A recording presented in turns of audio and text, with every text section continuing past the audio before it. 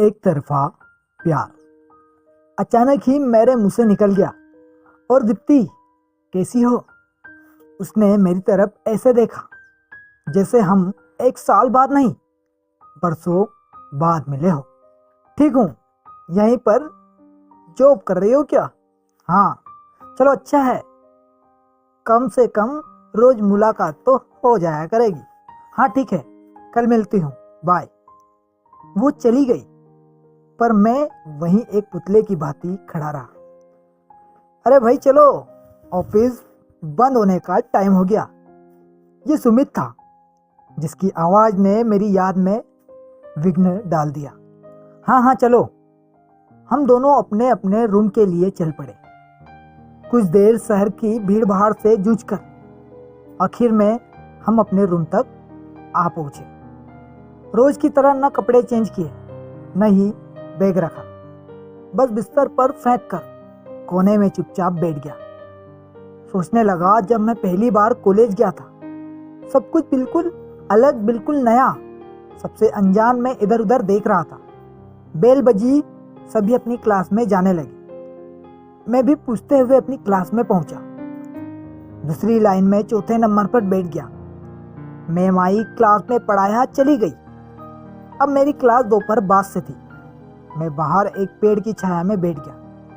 तभी वहां एक लड़की भी आई, कुछ दूरी पर बगल में बैठी। मैं कभी कभी उसे देख लेता, फिर इधर उधर देखने लगता। आप भी नए हैं कॉलेज में? उसने बड़ी ही शालीनता से पूछा। मैं जल्दबाजी में बस एक ही शब्द बोल पाया, जी। Hello, I am Deepti. मैं सौरभ। उसने अपना हाथ आगे किया। मैंने भी झट से हाथ आगे कर मिला लिया। कई बातें हुई, फिर हम अपनी क्लास में चल दिए। दूसरे दिन मैं पहले से की गई तैयारी के साथ उससे मिला। फिर बातें हुई, फिर क्लास। अब ये रोज का सिलसिला हो चुका था। धीरे धीरे हमारी दोस्ती गहरी होती चली गई।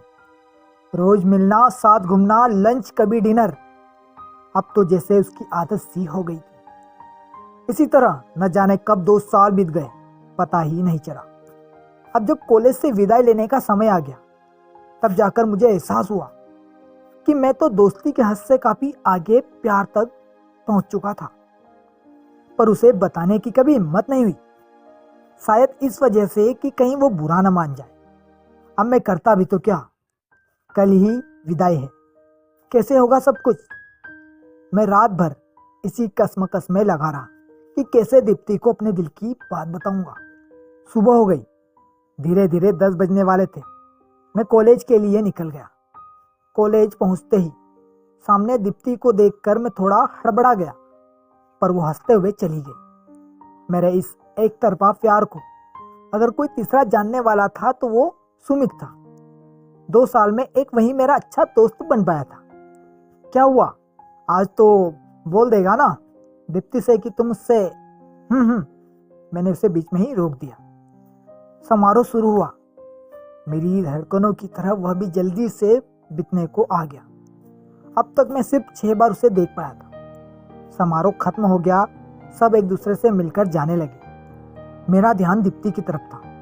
अब वो मेरे पास आई। अच्छा सौरभ, अब तो चलते हैं, भगवान ने चाहा तो फिर मुलाकात होगी। मेरे होठ ही नहीं खुल पाए, बस सिर हिला के बोल पाया। चली गई वो, दूर, बहुत दूर। मैं वहीं बैठ गया, बिल्कुल हताश। क्या हुआ सौरभ, क्या कहा उसने? वो बोली, हम सिर्फ अच्छे दोस्त हैं और कुछ नहीं। झूठ बोल दिया मैंने सुमित से, सफेद झूठ। हम वापस अपने अपने रूम में आ गए। रात भर रोता रहा, खुद को कोसता रहा, पर अब हो भी क्या सकता था। 2 दिन, 4 दिन, हफ्ते, महीने, साल बीत गए। अब हम और सुमित जॉब भी करने लगे। धीरे धीरे जख्म भरा, पर आज उसे फिर अपने सामने पाकर फिर से मन में तरंग उठने लगी थी। लेकिन अब बहुत देर हो चुकी थी, क्योंकि कॉलेज के कुछ ही दिनों बाद उसकी शादी हो गई। मैंने भी अपने दिल को समझाना सिखा लिया था। अब इंतजार था तो कल सुबह का, ताकि मैं उससे पहले की तरह तो नहीं, पर थोड़ी दोस्ती कर सकूं।